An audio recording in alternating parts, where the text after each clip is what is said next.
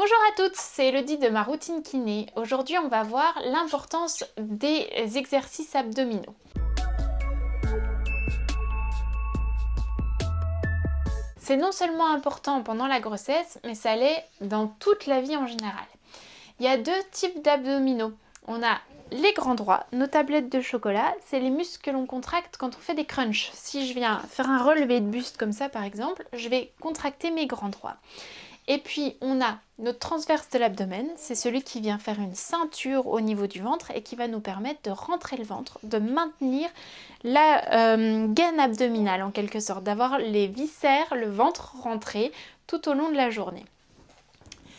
Pourquoi il faut absolument avoir un muscle qui est plus... Ça va pas du tout ça. Ces deux muscles travaillent ensemble, mais malheureusement la plupart du temps, on a les muscles grands droits de l'abdomen qui sont plus forts que le transverse de l'abdomen. Les muscles grands droits, quand on les contracte, ce sont des muscles qui vont venir pousser le ventre vers l'extérieur et exercer une poussée sur le périnée.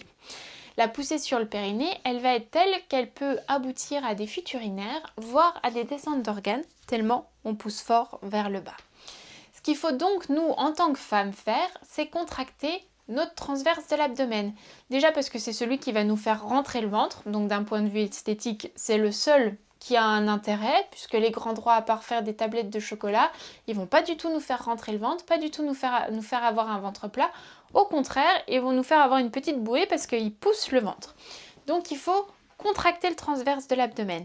Et puis c'est ultra important pour nous en tant que femmes, encore une fois, parce que nous avons un périnée qui a un trou, c'est le vagin, et donc dans ce trou peuvent descendre les viscères, le vessie, l'utérus et le rectum.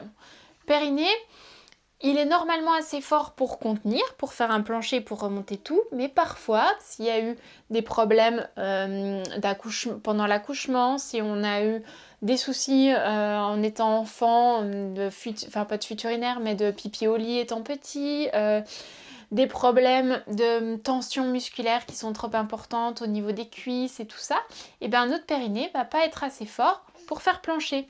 Du coup, les viscères vont venir pousser vers le bas. Si le transverse est assez fort, il va faire une gaine qui va nous permettre de remonter ces viscères et éviter la descente d'organes.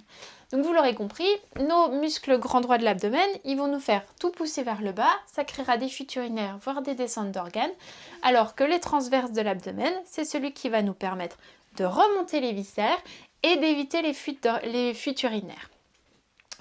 Ces contractions du transverse de l'abdomen sont à faire tout au long de la vie, il n'y a pas de contre-indication, même et surtout je dirais pendant la grossesse, parce que la contraction du transverse va nous permettre d'éviter d'avoir des douleurs de dos pendant la grossesse, puisque ça va soutenir le ventre, éviter qu'il y ait trop de poids au niveau du dos et du périnée. Ça va nous limiter sur le diastasis, c'est l'écart qu'on peut percevoir entre les grands droits de l'abdomen, c'est l'espèce de trou ou le dôme que l'on sent quand on se relève. Si je me relève d'un seul coup et que j'ai ce diastasis, je vais avoir un trou au niveau de l'abdomen. Et puis enfin, le transverse de l'abdomen, c'est celui qu'on va devoir utiliser pour avoir une poussée correcte au moment de l'accouchement. Donc si je souffle quand je pousse pour expulser mon bébé, je vais utiliser mon transverse. Donc c'est essentiel de l'avoir travaillé avant la grossesse et pendant la grossesse pour qu'il soit assez fort pour permettre une expulsion correcte. Si vous avez des questions sur ce transverse de l'abdomen, sur l'intérêt, n'hésitez pas à les mettre en commentaire. Nous verrons dans d'autres vidéos quels sont les exercices à faire pour contracter le transverse de l'abdomen.